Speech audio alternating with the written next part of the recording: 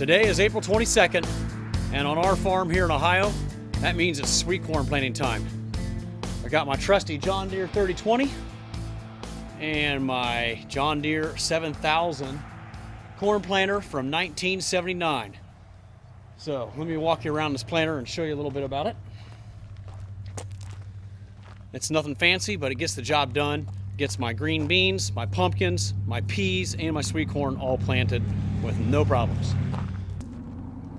I just filled the insecticide boxes up with some insecticide, granule insecticide.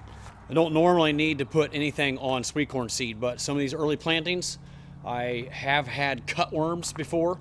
They kind of snip off the sweet corn seedlings at the base. And you'll walk out in the field one day and your corn will be cut off and laying flat. It very rarely happens, probably only twice in the 20 years that I've been planting sweet corn, but just be on the safe side. For my first few early plantings, I do use insecticide in the insecticide boxes. After that, I turn it off and don't use it for any of the later plantings. Now, I have my sweet corn planter set up a little differently than the way it originally was used. Over here, I have my 28% nitrogen, which gets knifed in with these coulters 2 inches beside the seed and 2 inches below the seed.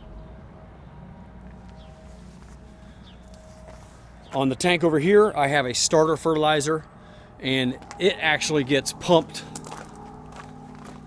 to the back of the planter right between the closing wheels. It actually dribbles the starter fertilizer right into the furrow on top of the sweet corn seed as it is getting planted. These are called seed hoppers. We're going to be dumping our sweet corn seed in these 4 hoppers here momentarily. Okay, so today I have 2 varieties that I'm planting. And some of you may be saying, how could you possibly be planting sweet corn in April when it was 28 degrees last night? Well, 10, 15, 20 years ago, that's true. You do not want to plant sweet corn when the soil is below 55 degrees. The seed will just sit there and most likely rot, and you'll have a very poor emergence, a very poor looking stand out in your field. Today's genetics are far superior than seed from 10, 15 years ago. So the 2 varieties I'm planting today are 67-day maturity varieties, and they're very cold tolerant, very hardy, and they'll pop up as soon as the soil hits 50 degrees. Even if the soil's in the 40s, which it might be today because it has been fairly cold the last few nights, it'll sit there just fine and pop right up as soon as the soil temperature gets into the 50s. One of my early varieties is coming from Gowan Seed, and I plant a lot of the Illinois Foundation seeds. They have, in my opinion, superior eating quality. So we plant the best of the best that is available. I'm not going to go into the specifics of some of my varieties because I don't want everybody to know my secret recipe for the best sweet corn. So we plant our early sweet corn at a population of 24,000, which means each acre will have 24,000 seeds. Not all those seeds will come up, and not all of those seeds will be a harvestable ear. So when it's cold like this, and so on some of these early varieties, they can handle a little heavier population. Now, you field corn growers out there are probably laughing, saying that's a very, very low population. And compared to field corn, it is. Field corn's planted more along the lines of 30 to 35,000 seeds per acre. But sweet corn needs a little more space to mature a harvestable ear. So actually later in the season, when it warms up and we're planting our full season varieties, 75, 76-day varieties, we will back the population down to around 22 to 20. I've even planted as low as 18,000 before. It seems like when you give the corn just a little more space, you get a better ear, and sometimes even a second marketable ear on each stalk. That is a very rare thing. Weather conditions and rainfall have to be absolutely perfect to get a second harvestable ear per corn stalk. Normally, it's just 1. All right, enough talk. Let's get some sweet corn seed in the hoppers, get out in the field, and get about 6 to 8 acres planted today for planting number 1 for 2020.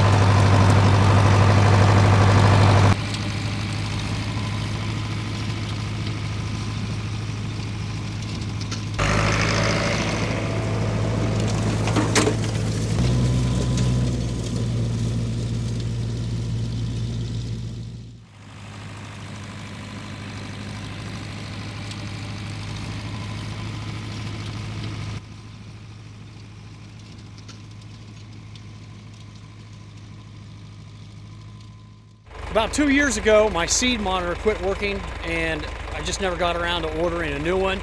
I didn't want to put some fancy seed monitor on this old setup. So since I don't have a seed monitor, I do need to pay close attention to make sure every one of my 4 rows is dropping seeds. So what I do is when I get to the end of the pass, I look down at the row, and if I can see a seed that came out of the planter as I was lifting the planter up, I know all 4 row units are working. Now I realize that it's not a very safe method to use, especially if I was planting in high acreages with long rows. But I'm normally doing 4, 5, 6, 7 acres at a time, and my rows are fairly short. So every time I lift up the planter, after a couple hundred yards, I can look and see that my 4 units are working or not working. Another thing I always do after I make my first pass is check the depth of the seed. Because sometimes I'm on conventional chisel plowed cultivated ground where the soil's a little fluffier and the seed will drop down just a little deeper. Other times I'm on no-till ground where the surface is a lot harder and the seed is not put into the ground as deep as I want sometimes. So I'll have to adjust the seed depth on the planter to accommodate what kind of soil that I'm planting on. So right now, let's dig down into one of these seed furrows and see how deep the seeds are. It's not always easy to find because these things are spaced out 9-10 inches apart. There's one right there. And he's probably just barely an inch, but that's fine. Early sweet corn, we want to pop up quick. So 3/4 of an inch to 1 1/4 inches, I'm happy with that. Looks like we're good to go. So here's the field we're in now. When we get done planting it, we'll head over there. On the other side of that little burn pile, I got some garlic and our sugar snap peas, and then that's a 5-acre field that we'll be planting over there next. And it's really important for me to get this planting out today because we have rain coming tomorrow and then on and off for the next 5 to 7 days. And that will put me way behind on sweet corn plantings. We plant about 9, 10, 11 times throughout the season, so we're always in a brand new fresh patch of corn to pick every week.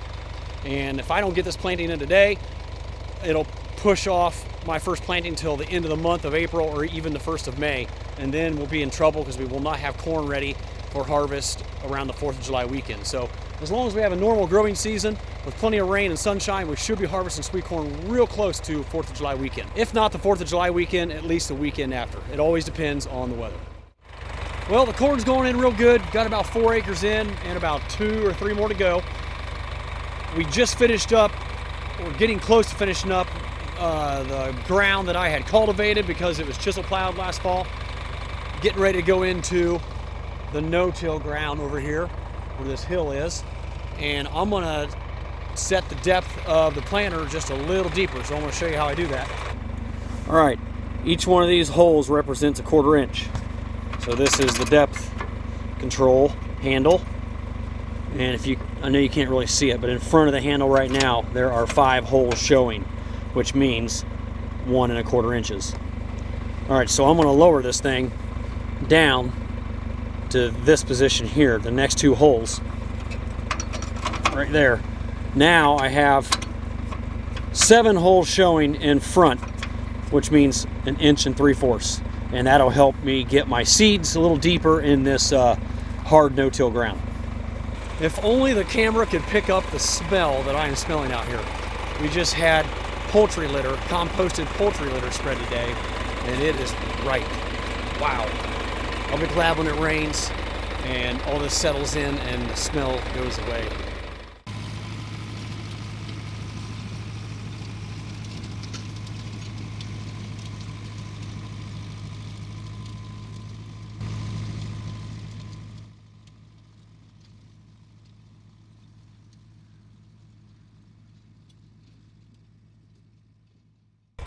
Well, folks, the first sweet corn planting of 2020 is in the ground.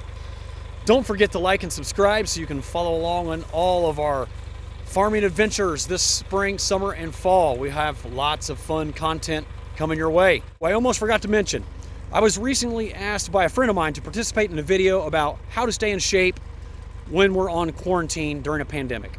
So I threw together a quick 35-second clip of what I do on the farm to stay in shape when I'm on quarantine during a pandemic.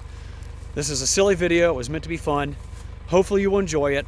After you finish watching that, don't forget to jump over to JK is Hiking to watch the full-length version with 4 or 5 other YouTubers who participated in this video. I will leave a link down in the description so you can find that quickly and easily. I hope you enjoy it. Again, thanks for watching, and we will see you on the next video.